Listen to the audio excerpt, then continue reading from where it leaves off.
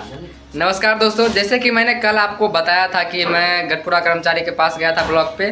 तो वहाँ पे वो 6-7 दिन से मैं वहाँ पे लगातार जा रहा था। तो कोई वहाँ पे नंबर जो था वहाँ पे लिखा हुआ था, उस पर भी कॉल कर रहे थे तो कोई मतलब जवाब नहीं आ रहा था, मतलब पूरा स्विच ऑफ ही बता रहा था। लेकिन 6-7 दिन के बाद जब फाइनली कल वो उसने कर्मचारी ने कॉल उठाया तो वो बोला कि मैं आ रहा हूँ।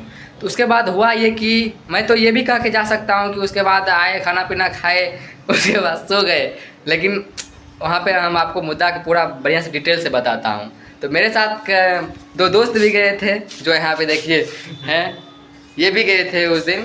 मतलब हंसने वाली बात नहीं है भाई, मतलब सीरियसली मुद्दा बता रहा हूँ। जो बात आजकल हो रहा है, भले ही हम हंसी मजाक के तौर पे ये आपको बता रहा हूँ, लेकिन ये आजकल हर एक ब्लॉग की कहानी है। खास करके मेरे ब्लॉग में तो हमेशा होते रहता है। तो चलिए आपको बताता हूँ। देखिए, बात ये था कि उतना दिन के बाद फ़ोन उठाने के बाद भी जब हम वहाँ पे गए, कर्मचारी साहब आए, तो चलिए नाराज़गी तो कुछ थी, लेकिन मतलब फिर सोचे चलिए उनका भी काम होगा।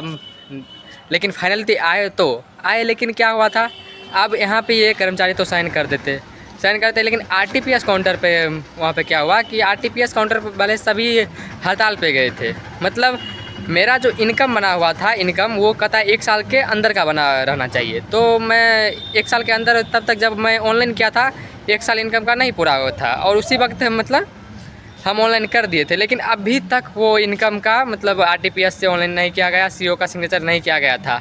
लेकिन मेरा 10 तारीख को उस इनकम का 1 साल पूरा जाता। तो वो सब हड़ताल पे गया था। तो कर्मचारी बोला कि अभी आरटीपीएस वाले सभी हड़ताल पे गए हैं, सीओ साहब भी हड़ताल पे गए हैं, तो ये काम नहीं होगा और आपका इनकम भी इनवैलिड हो जाएगा, क्योंकि उसका 1 साल पूरा जाता। जब तक वो हड़ताल पे से आते तब तक मेरा इनकम का 1 साल पूरा जाता। लेकिन अगर वही हड़ताल पे वो नहीं गए रहते, तो वो पहले से अगर थोड़ा पहले रहते तो मेरा इनकम बन जाता।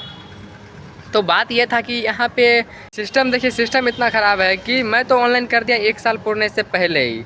लेकिन यहाँ पे गलती उन लोगों की न है कि मतलब आप लोग इतना दिन मेरे इनकम को रखे रहे अपने पास, उसके बाद मतलब कहिएगा कि आपका डेट पुरने वाला है।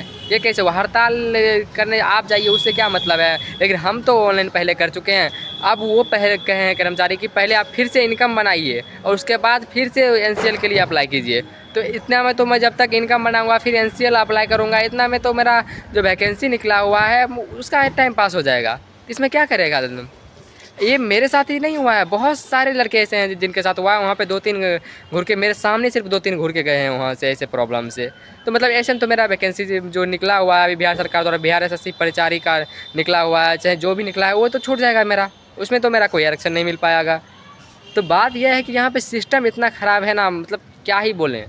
इसके लिए आप लोग एक साथ जुटिए और इस समाधान कुछ निकालिए यार। ऐसे में नहीं, विद्यार्थी का लाइफ बर्बाद हो रहा है ऐसे में।